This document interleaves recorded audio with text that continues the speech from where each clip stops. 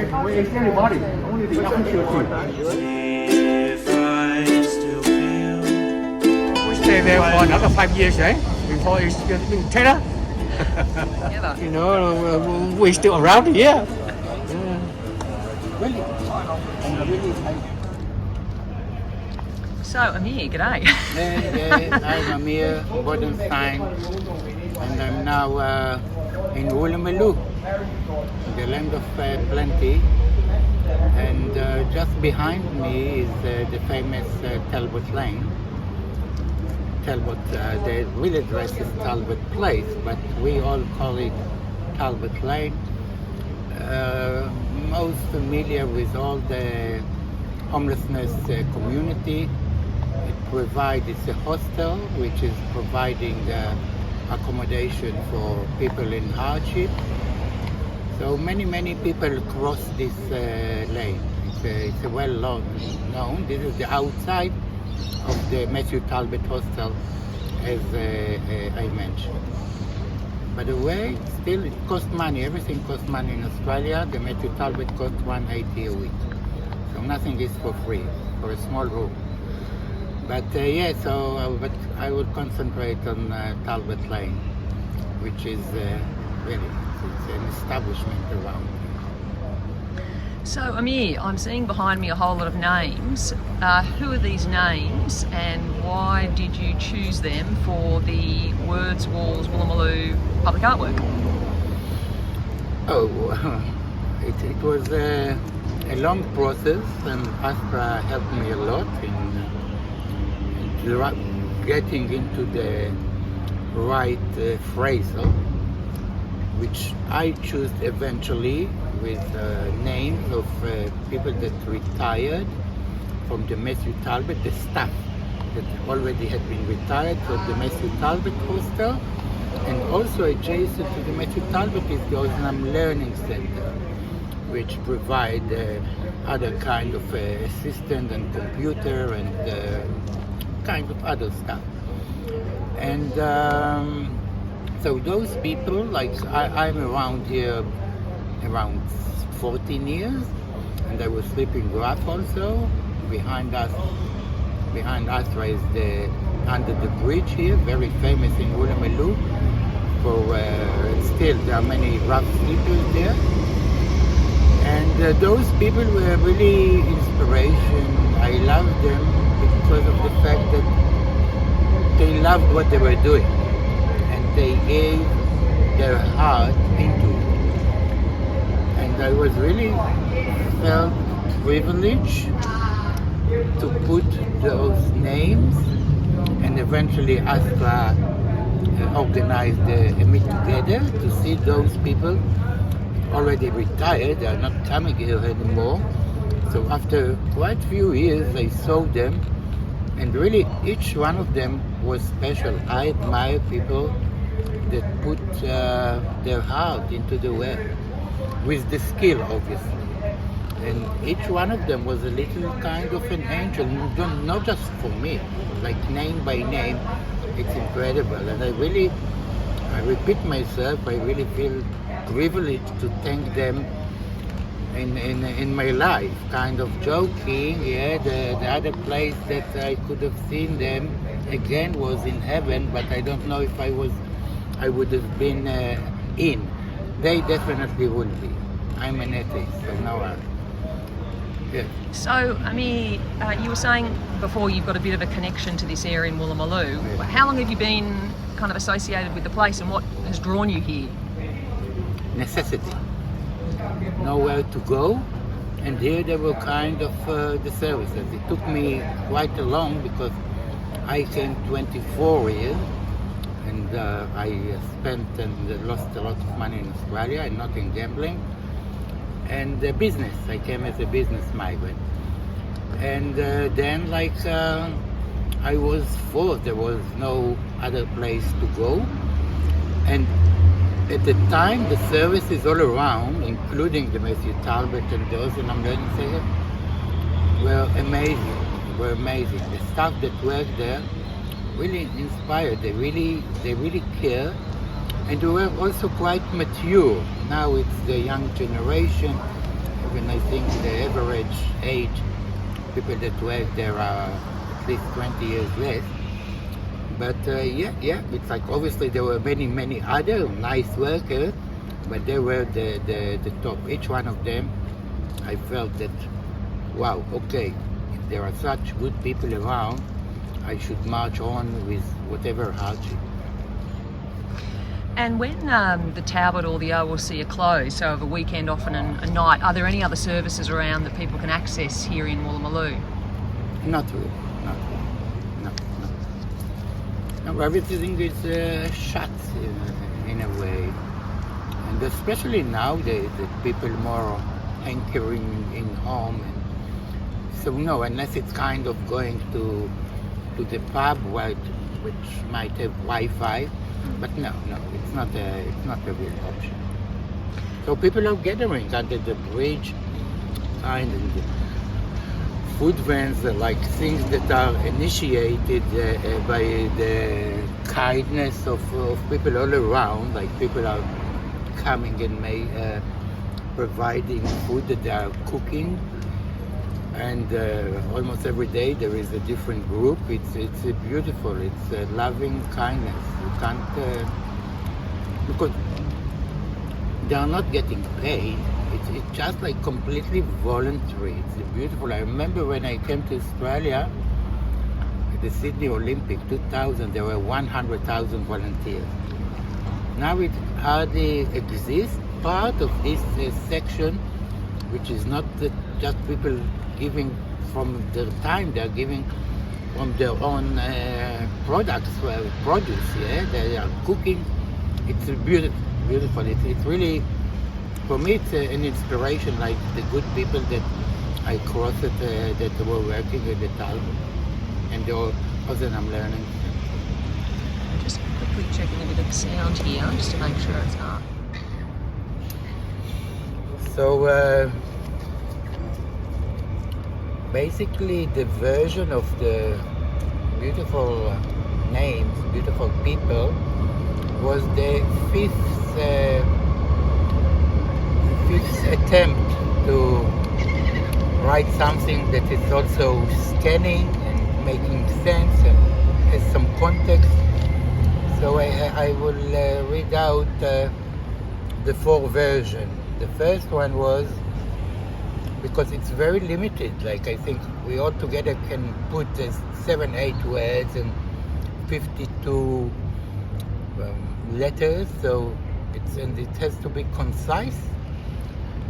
And obviously there were other people that were showing here before me with their own kind of quote. So the first quote that I was considering putting was Aussie, Aussie, Aussie, oi, oi, oi, Aussie, oi, Aussie, oi, Aussie, oi, vai, voi. Oi, vai, voi is like, from my experience, it's oi, vai, voi. It's not easy one, but still, I love Australia, so no worries, mate. And I didn't know that it's have the Aussie have a context for the entire Commonwealth. It's a British source of Oggy, which is a pastry, like a pasty, a British pasty, that they were 200 years ago they were feeding the miners when they were getting out of the mine, and the women, the partner of whomever had the stall of selling the pasty, was shouting Ogi, Ogi, Ogi. And the guys that were walking out, they were so hungry, oi, oi, oi. So this is the version. And then it came here like part of sport, etc., etc. Not much used nowadays. I didn't hear it recently. So this was the first one. Now, the second one was kind of also the jargon on the street and all together. Like it's about cigarettes and about nicotine, and it's a valuable product. Now you have the vapors, but it was still quite valuable product on the streets. So it was a ciggy I came, a bumper I became, ashes I will return. So another kind of version has to be scanning and concise, and every word counts. I like it to keep it simple. The following one was a bumper I came, pathetistic I am, and dust I shall return. So this needs really kind of explanation. So the meaning with bumper, as I came to Australia, bumper, whenever people smoke it, it was left from the cigarette, but it usually contained a lot of nicotine. So I came it's rich with nicotine. So I came quite rich to Australia 24 years ago. And as a business migrant, I was rich, which is the nicotine of life, money. Pathetistic, it's meaning it's not yet in the dictionary. It's accepting life as it is. Pathetistic, petit, yeah, and whatever kind of meditation, etc., and without shoulda, coulda, woulda. So this was the third one, and the fourth one was about like I'm connected a bit to homelessness lived experience group and advocacy regarding homelessness, and there is an issue regarding the rights of homeless people in public spaces. And this is, we have a lovely protocol in New South Wales, and so it was very simple to the point, which is like we have all well policed all around, so, and everything is regulated. So it's what are the basic right of people that are half sleeper or going around in public spaces. So the version was homeless people in New South Wales have the right to be in public space. Okay, wishful, it's not wishful, it's almost there. Thanks. Easy one, but still, I love Australia, so no worries, mate. And I didn't know. Alright. Yep. Yeah, so Woolloomooloo is a beautiful suburb of Sydney. It's adjacent to the finger walls. The waters are less than 1 kilometer from where we are sitting, even less. Beautiful. What's special about Woolloomooloo is the fact that it's an housing estate, and most of it, there are no high rises here. It's like limited to 2 floors all around. 65% of the properties in Woolloomooloo belong to housing, which means that people that are living here are people that were granted by the New South Wales government, like kind of a very subsidized accommodation. And so this is by itself, it's kind of beautiful, of kind of helping the poor and helping the people that are in need. And there are kind of other services that bit help the local residents, but they have a roof over their head. They have a place that they can call it home, which is very, very nice. So, and unique the fact that it is unique that so big portion of the estate here is housing, and in the middle there is also the bridge of the train. So it's and still it's the old-fashioned. It has not yet been gentrified, not yet. Maybe, but not yet. Hopefully not. I like it. It's beautiful. It will. I believe it will become a tourist attraction one day, reflecting also a lot about the history of Australia. Just one other thought. Talbot Place over the years, as you say, it's a notorious, has been a bit of a notorious lane. What have you seen change? I think you've said you've had a connection for about 20 years to the area.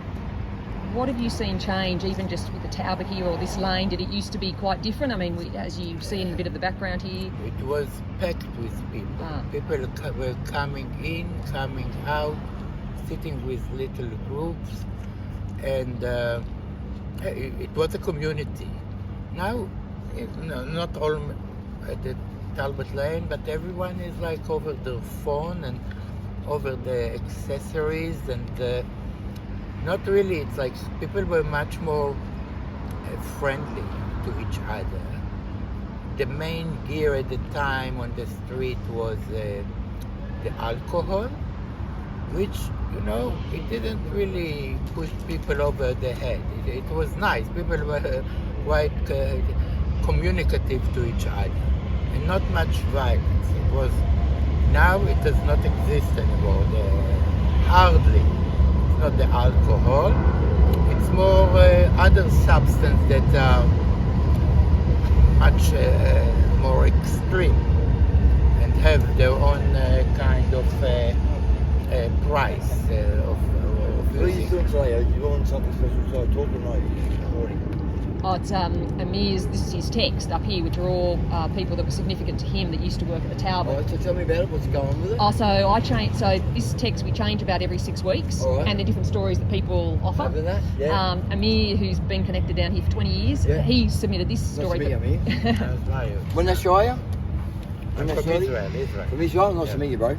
Oh, Yeah. cheers, man. So, but these are all people, you might know some, Chica, so they're all people who and I used to work here too, Mm-hmm. so they're all people who Yeah, worked here over the years, but that made...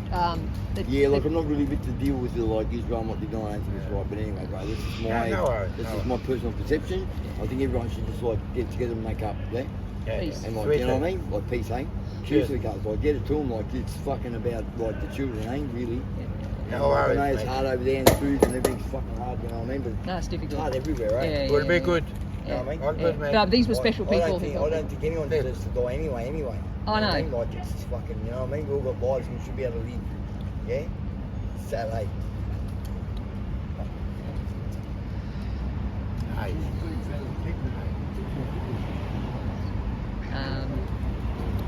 So you were saying, yeah, it's changed over the years, but it's, Yeah. I miss the old days. yeah, because people There just were spoke with each lovely other and characters around. yeah, Really, people that lived on the street out. I can't explain. It was different generation. Like I really remember whether it's Steve Carter, Marcel, Danny, Vincent.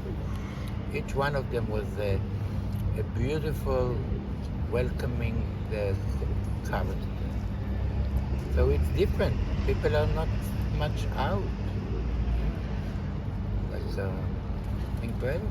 and it's funny you should say Vincent, because Vincent's writing on the wall here was part of the inspiration for this work. So I think Sure, yeah, he used to write on the All walls. together, yeah. We Yeah, did, yeah.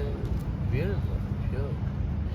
I think you did explain the Talbot before, but so the Matthew Talbot Hostel, from what I understand, it's the largest crisis accommodation in Australia. It's been here for 20, 30 years.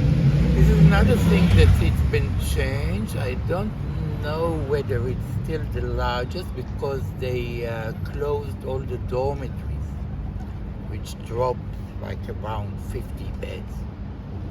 So this is after the COVID, and it doesn't seem that they have any intention to open it. Obviously, it's as far as me, kind of a customer. It became much more capitalistic. It's like St. Vincent is a big corporation, and it's much more about money, money, money. They used to give here credit for people for quite few months. It does not exist anymore. It's just money and worshipping and not having any conflict with the brand. It's a brand now. And even workers that have some kind of dispute with the brand, out. See? A kind of troublemaker. No. What counts is the budget. And it's cooperation. It's money to an extent. Still, it provides free food like breakfast and lunch, and showers, and beautiful clinic here. But it's not the same. My possibly last question is, I know you're a great advocate for people experiencing homelessness and have been in various organisations sort of advocating as kind of lived experience representative. What does that mean for you, being able to provide that representation for people who are experiencing homelessness? Look, I try to be in a way efficient, and if my experience can make a bit of a difference, it's beautiful. It's part of my job. Like, this is probably why I meant to go through this hardship. It's giving me a cause, and because I really believe that the experience is very important in determining the right policies, because it's a big system. There's many institutions or NGO, government organizations, non-government organizations that have the best intention, but to really to make things that will work, they should ask the people that they are trying to assist. Thanks, Amir. Welcome. That's great. Thanks very much. Thanks for being involved with the project. They belong to housing, which means that people that are living here are kind of very subsidized accommodation, and so this is by itself it's kind of beautiful, kind of very subsidized accommodation, and so this is by itself it's kind of beautiful.